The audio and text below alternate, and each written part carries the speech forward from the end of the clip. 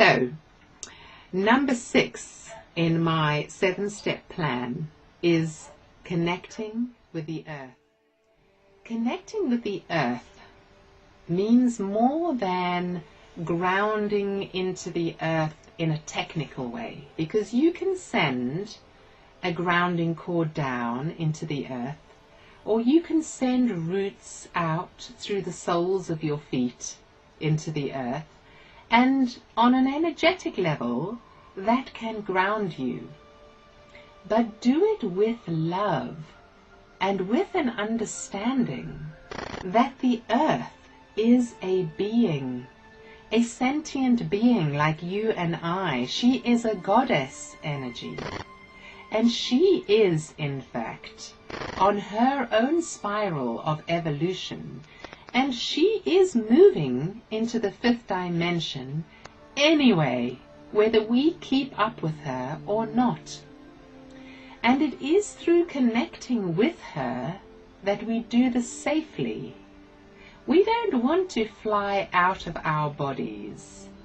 We want to stay in our physical bodies and on this blessed planet and transmute ourselves into our light body form, so that like the star beings that I communicate with, we can switch ourselves in and out of our physical skins. We can activate our light bodies and travel in our Merkaba light bodies without using spaceships. The way we do this safely is by truly connecting with Gaia. And there are many ways to do this. The easiest way on an everyday level is to pay attention to her. Love her trees, her plants, her animals, whatever piece of Gaia you can see around you. If you can't see anything of Gaia around you, and you simply can't connect to her where you are, then you need to move, because you're not safe. You need to be able to connect with her energies. And you can do this whether you're in the country or the city. I have no problem connecting with Gaia in London. London has the most beautiful trees in her park.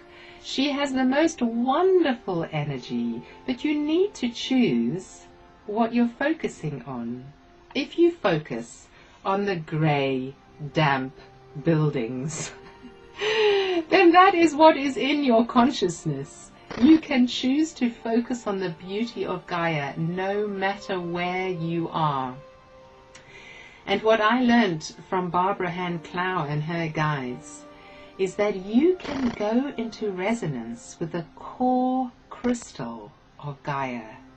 This core crystal is in a way a being in her own right, and she is massive and powerful.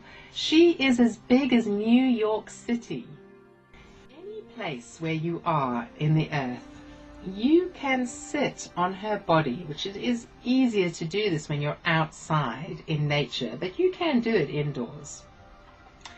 And you can let your energy stream down and consciously connect with that crystal and feel her vibration, because we are geared in our physical bodies to actually vibrate with her.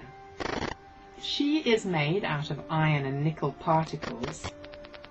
She's crystalline in nature, and we are crystalline in our nature. We have these iron crystals coursing through our blood, and this allows us to go into resonance with her.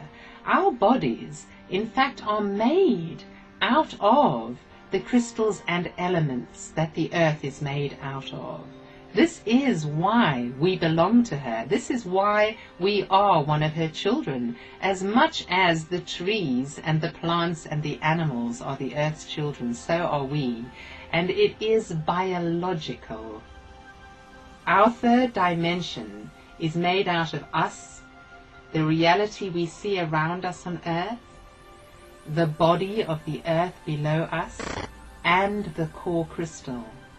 And we need to connect with Gaia in love, like all ancient indigenous people have always instinctively done. They have always been connected with her, and revered and worshipped her, and connected with the 4 directions. Step number 7 is very much what I've just said. It's about vertical connection. Now, vertical connection encompasses most of the things I've already talked about, but I decided that it's worth speaking about it on its own as a concept. Connecting with all that is above and all that is below, and therefore with the center of that, which is in our hearts, is the way that we suck ourselves out of the drama. So the drama is what we've been part of. We've been in this play, in this illusion, in what is termed Maya, the play, the great play of life. That's what Shakespeare was talking about when he said that all the world is a stage and we all players on it. When we connect vertically, we draw ourselves out of the drama, out of the illusion, and we connect with source energy, with the center of the galaxy, which is the highest dimension that we can connect with, and with the core crystal, which is the first and primary dimension that we can connect with. And when we do that, we are empowered, we are multidimensional, and we are also in a state of bliss or samadhi. So we are being given techniques now to bring us into a state of bliss, which is very much a 5th dimensional state, a state that was called samadhi. We are being given these tools now.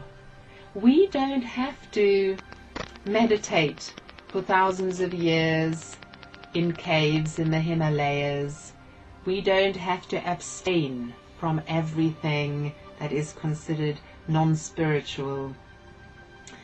We simply have to use these simple tools of connecting with our bodies, mastering our emotions and our mind thoughts by choosing what we are thinking and believing and feeling.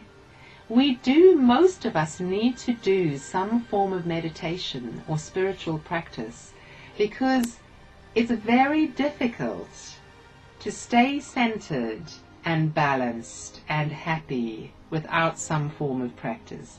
If you can do it with no spiritual practice, then you're there.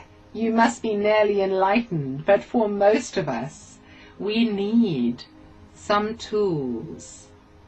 And my job as a spiritual warrior of the light is to give you tools that are easy and joyful to use. So try some of the meditations that are free to download on my site.